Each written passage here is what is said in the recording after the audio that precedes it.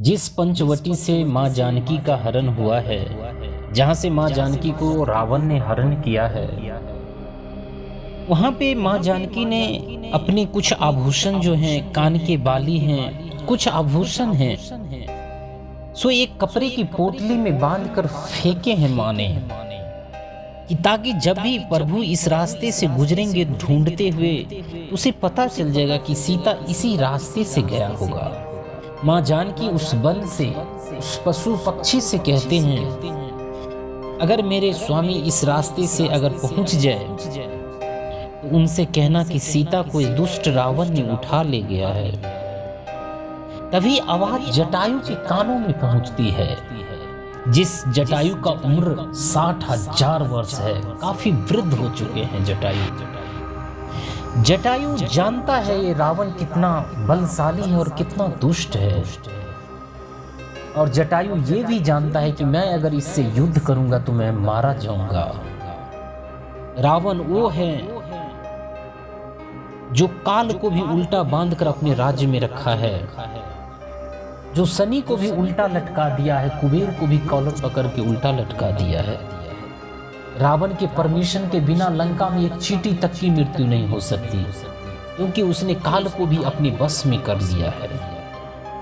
जटायु उस समय चाहते तो राम को जाकर बता सकते थे कि मां जानकी का हरण रावण दुष्ट ने करके ले गया है, लेकिन जटायु ने ऐसा नहीं किया, क्योंकि उस समय ये सिचुएशन नहीं था उसे बताने की।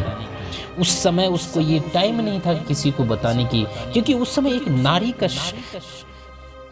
हरण हो रहा था।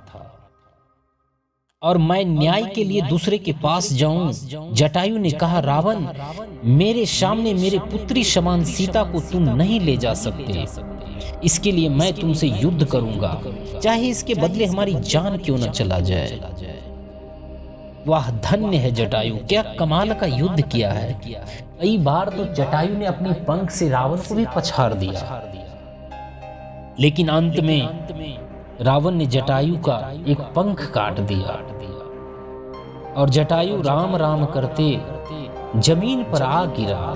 राम के प्रतीक्षा करने लगे, शायद राम आ जाए, मैं उसे सारी बात बताऊं। राम आए हैं और जटायु को कर्राते हुए देखे हैं, भगवान दौड़े हैं और उसे गोद में उठाए हैं, और जटायु को कहते हैं क्या हुआ, और जटायु कहते हैं माँ जानकी जानकी, हाँ हाँ सीते को क्या हुआ, सीता को क्या हुआ, तो सारी बात बताते हैं जटायु।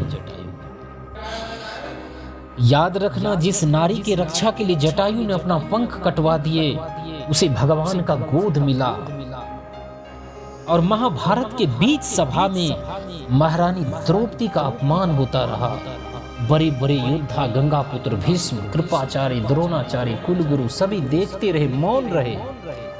उस गंगापुत्र भीष्म को बाणों की सैया मिला।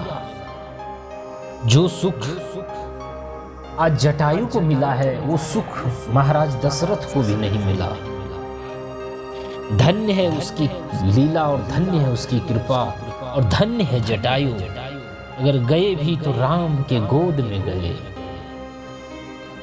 जब मां जानकी को लंका में ले गया है तो कई साम दाम दंड भेद सभी अपनाए गए हैं मां जानकी पे। मां जानकी को अशोक वाटिका में एक पेड़ के नीचे मां जानकी बैठे हैं, पीपल के पेड़ के नीचे। एक नारी अगर सबसे ज्यादा अगर किसी पे भरोसा करता है तो सबसे पहले उसका भाई होता है। स्वामी से भी पहले अपना भाई पर भरोसा करता है। जब रावण ने मां जानकी के पास आया, मां जानकी एक धरती से निकली हुई है, भूमि है, भूमि पुत्री है।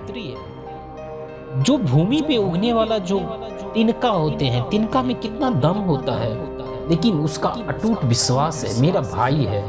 लेकिन वो जो तिनका है मां जानकी का, वो भाई है, तिनका भाई हुआ, क्योंकि मां जानकी ने धरती से लिया है, और जो उसके ऊपर तिनका है वो मां जानकी का भाई है।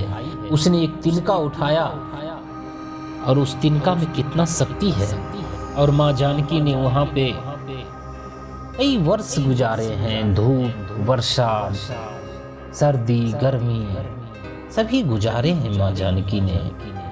हमें अपनी बच्ची को सीता चरित्र जरूर पढ़ना चाहिए एक बार, भाई को भरत चरित्र एक बार जरूर पढ़ना चाहिए।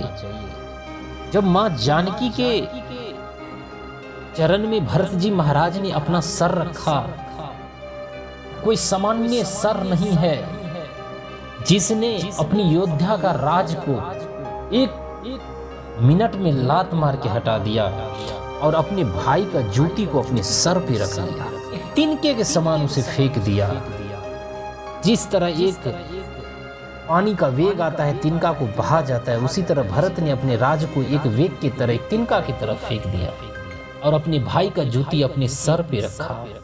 और ये सामान्य चरण नहीं है, साक्षात जगदम्बा की चरण है जिसने अपने स्वामी के लिए पूरी लंका में अपनी जीवन व्यतीत किया, सुख दुख वर्षा धूप गर्मी सर्दी सब सहन किया।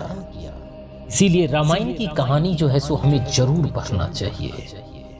कहानी तो रामायण की चली करती थी, कहानी तो रामायण का चला करता था। जब गांव में रामायण चलती थी तो कर्फ्यू लग जाते थे, सभी लोग आपस में सभी बैठ जाते थे एक खुली छत के नीचे और वहां पर रामायण देखते थे। अद्भुत है, अद्भुत है। हमें सबको रामायण पढ़नी चाहिए। एक बार रामायण अगर आप ग्रंथ के हिसाब से नहीं पढ़े तो आप कहानी के हिसाब से जरूर पढ़िए। अगर आप भाई है तो भाई का कर्तव्य क्या है आप जान जाएंगे। अगर आप बहन है, बहन का कर्तव्य क्या है, पत्नी का कर्तव्य क्या है, एक राजा का कर्तव्य क्या है, सब आता है, सब समझ जाएंगे उसमें कि क्या कर्तव्य है। राम एक जीवन है, जीवन का उदाहरण, यानी जीवन जिया कैसे जाए सब कुछ बताता है। जीवन में कैसे क्या करना चाहिए सब कुछ रामायण में बताता है।